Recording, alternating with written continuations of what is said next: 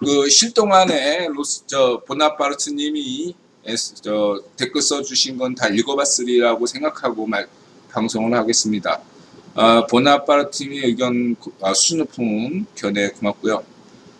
보나파르트님의 핵심 주장은 뭐냐면 인드라가 주장하는 버트란트 러셀 구구경 형제설 1930년부터 1954년 빌더버그 체제가 끝나기 전인 출범하기 전인 53년까지 54년까지 까지 구경 형제였다. 이러한 주장에 대해서 반론을 펼친 거죠. 아니다. 여전히 로스차일드 가문이 여전히 구경 형제 가문으로서 자리를 지키고 있었다. 돈이 없지 않냐. 버트란트 러셀은 한마디로 요약하면 돈이 없는데 무슨 구경 형제냐. 다른 구경 형제들은 돈이 있는데 버트란트 러셀은 돈이 없다. 이게 이제 짤막한 보나파르트님의 반론이고, 거기에 세부적으로는 지미 보나파르트님의 어떠한 그 애칭으로 제임스 로스차일드가 그러한 역할을 맡았고, 그다음 버트란트 러셀은 그러한 로스차일드 가문의 책사에 지나지 않았다. 오늘날 대륙주의 책사인 데이비드 우벤스타인처럼 정치 부분 책사에 지나지 않았다. 이렇게 주장하는 것입니다. 그렇죠? 보나파르트님, 인드라가 정리한 게 맞습니까? 자, 그렇다고 한다면 이제 인드라가 이제 하나씩 말씀드리겠습니다. 첫 번째, 인드라가 버트란트 러셀 구경 형제론을 내세우는 첫 번째 근거는 뭐냐면은 1차, 2차 라운드 테이블입니다. 1890년대 1차 라운드 테이블은 한마디로 구경 형제 가문인 로스차일드 가문과 그 다음에 구급원 귀족 가문 간의 원탁회의죠.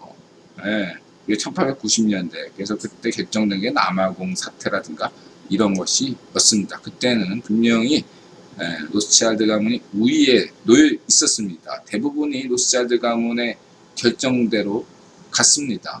심지어 세실 로즈도 돈을 로스차일드 가문한테 빌릴 수밖에 없었기 때문에 세실 로즈조차도 그렇게 페이비언주의에 심취한 세실 로즈조차도 로스차일드 가문에게 영국의 딜을 부탁한다 이렇게 얘기할 정도였습니다.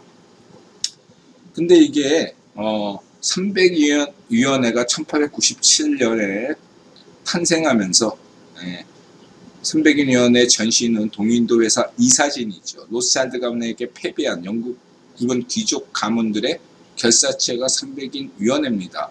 300위원회는 한마디로 로스차일드 가문에 대항한 체제죠. 이 300위원회가 1897년에 만들어졌습니다. 배경은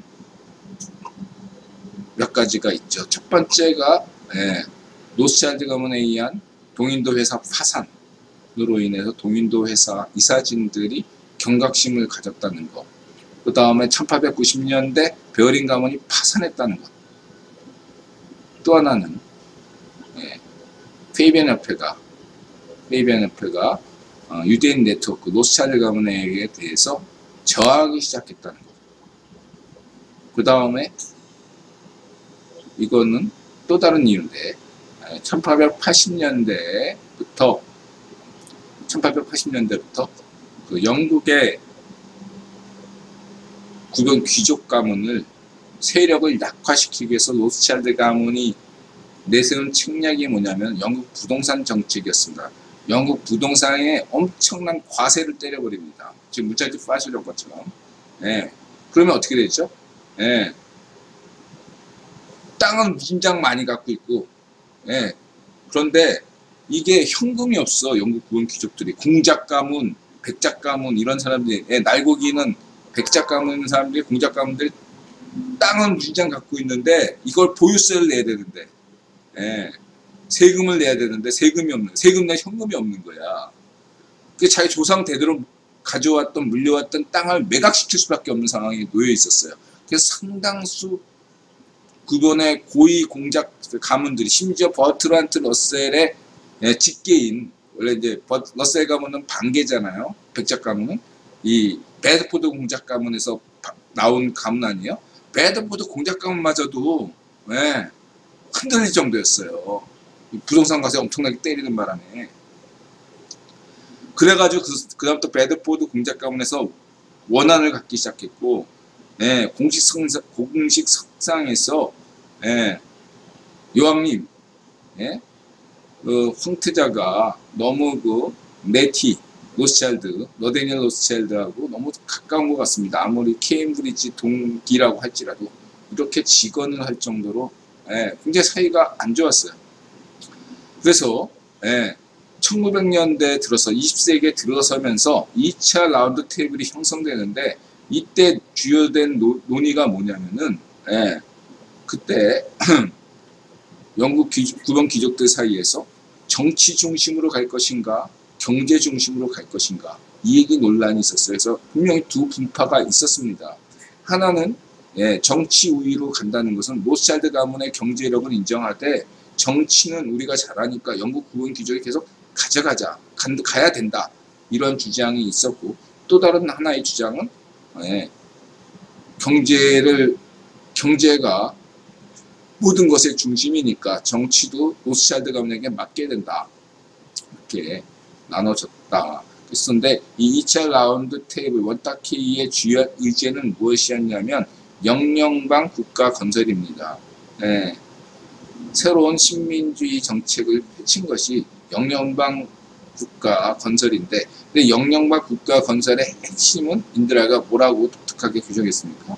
전 세계적으로 게릴라를 조직해서 로스차일드 가문에게 저항하자. 이게 실질적인 2차 라운드 테이블의 목표였습니다. 네. 자기 혼자로는 근데 도저히 돈으로 안 되니까 베어링 가문이 파산했고, 예, 록펠러도 많이 독점금지법 이걸로 인해서 많이 타격을 받기 시작했고, 이러한 상황에서 예, 영연방 국가 뭐 이런 식으로 하고, 또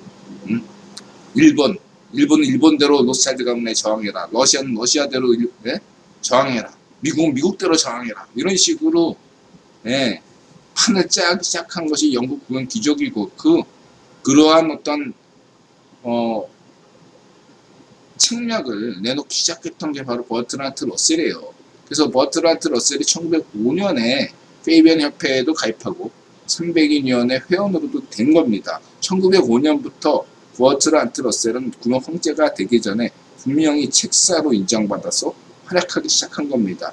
그 이후에 1930년 구형 황제가 되기 전까지 버트란트 러셀은 분명히 상당히 중요한 국제 외교 관계에서 상당한 역량을 발휘했습니다. 그래서 레닌도 만나고, 그렇죠? 중국에 와서도 모택동이 청강한 북경 강연도 하고, 그렇죠? 일본도 막 신경 쓰지 않을 수 없을 정도로 세계사에 많은 영향력을 준 게 버트란트 러셀이죠. 근데 여러분들이 보나파르트님이 경제는 빠삭하지만 정치 부분에 대해서는 뭐 본인이 인정했죠. 어떤 사건이 결정적으로 인드라가 버트란트 러셀이 그 황제가 됐을 것이라고 주장하냐면 두 번째죠.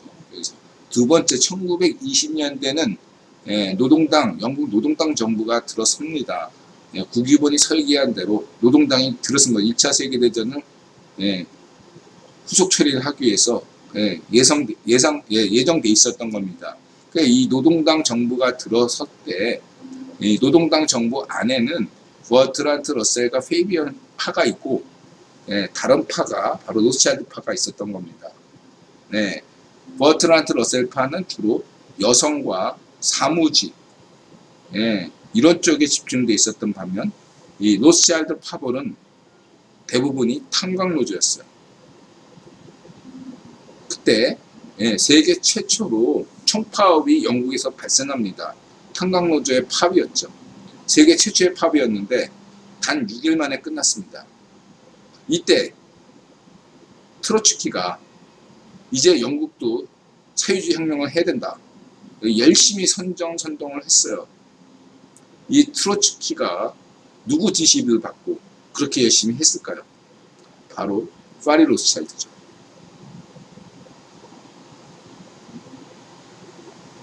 실패로 끝납니다. 그래서 트로츠키는 권력을 못 잡죠. 바로 트로츠키의 그러한 장난질 때문에 거기 배후에는 분명히 파리 로스차일드가 있었고 이것이 좌절됐습니다. 네. 패퇴시켰죠. 영국에서의 사회주의, 네.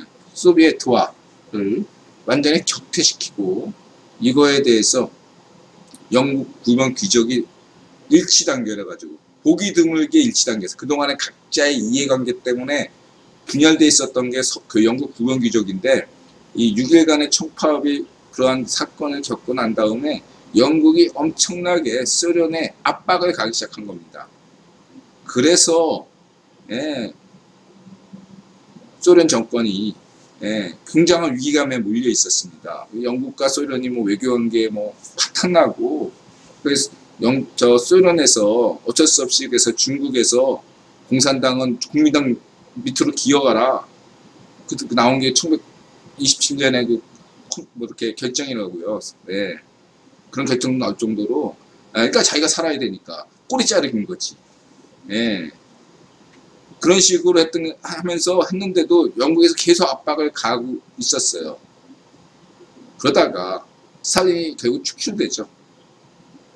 네. 파리 로스차일드가 밀던 트로츠키가 유럽으로 추방당하잖아요. 그리고 트로츠키는 록펠러 밑으로 들어가는 거죠. 네. 록펠러의 지원을 받으면서 멕시코에서 살았잖아요. 네. 자, 봅시다. 네. 그때는 록펠러가 로스차일드의 가신이었죠. 자, 정리하면 버트란트 러셀하고 스탈린이 손을 잡은 거죠. 그건 귀족의 승리라고 할 수 있겠습니다. 그때 대공황이 터진 거죠. 29년에. 그때 스탈린이 자라갔고 물론 그때 파리 로스차일드도 지원해줬죠. 돈은. 근데 대체적으로 구분 형제가 버트란트 러셀이었기 때문에 가능하다.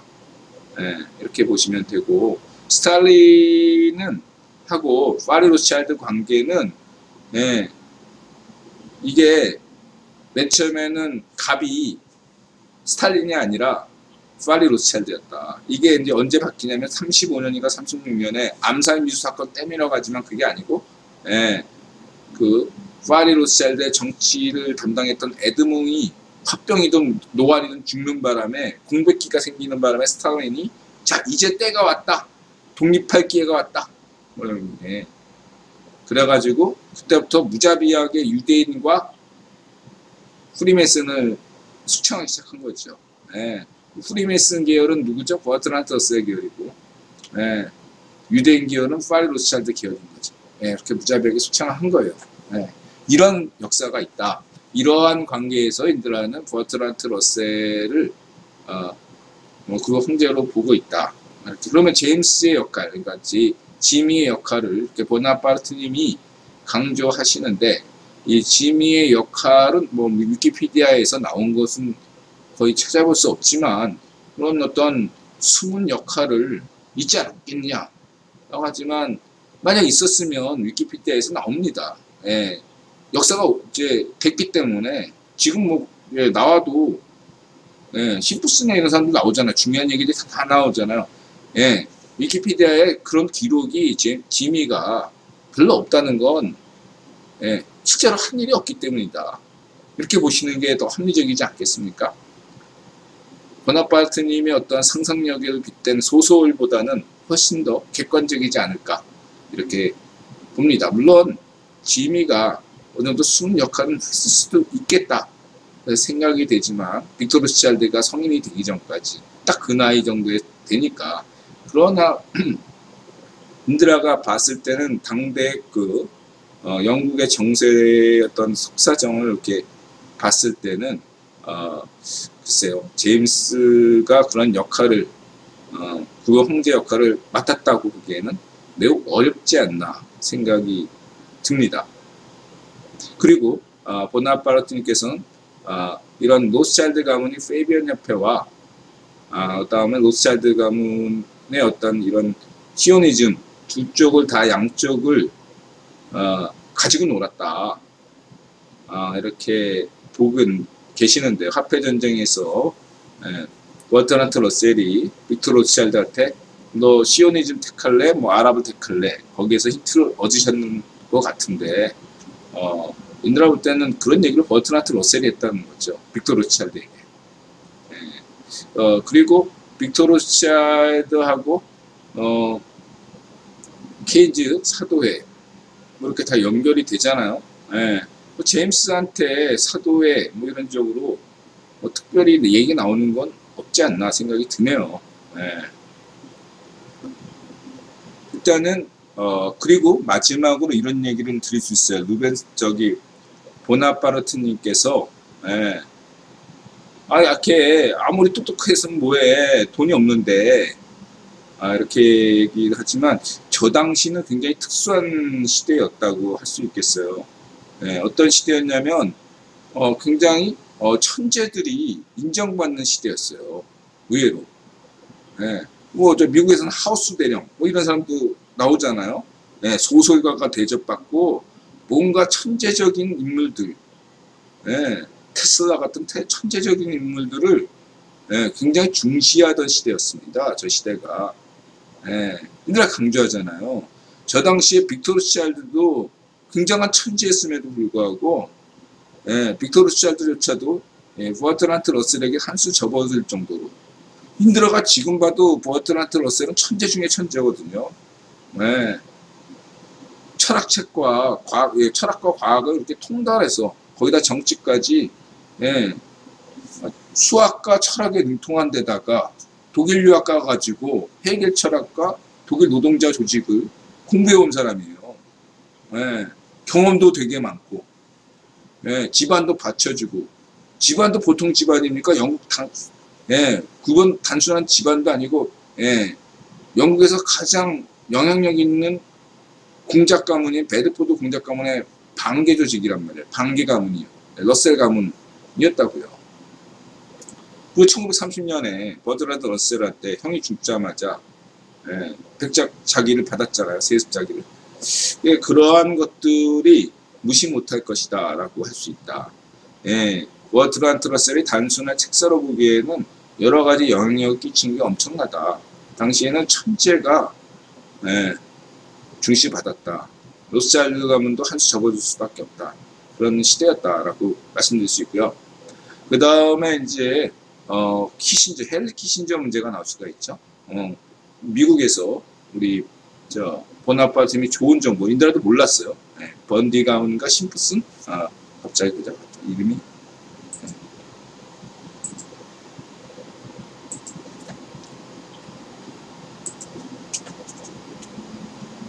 뭐더라?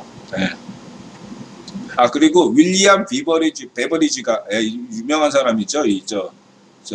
후생복지학 사회복지학에서 딱 비버리지 유명한 인물인데 인드라가 런던 정경대학은 버트란트 러셀 거라고 강조했잖아요. 거기 페비안 협회가 핵심 인물이에요. 비버리지보다 유명한 거는 비버리지가 유명할지 몰라도 영국 노동당 내부에 페비안 협회 지분을 가진 인물은 버트란트 러셀이고 런던 정경대학의 역할을 관리를 했던 사람이 버트란트 러셀의 측근이에요. 최측근입니다. 비버리지를 높이 평가하시는데 저는 비버리지보다 시드니 웹인가? 그 사람을 더 높이 평가합니다. 자, 그렇고요.